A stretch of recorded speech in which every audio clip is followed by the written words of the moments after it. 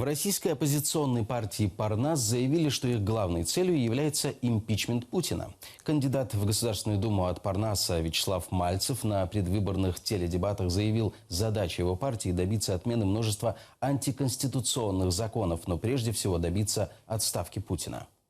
Виноваты бояре, они плохие, а царь замечательный. Да?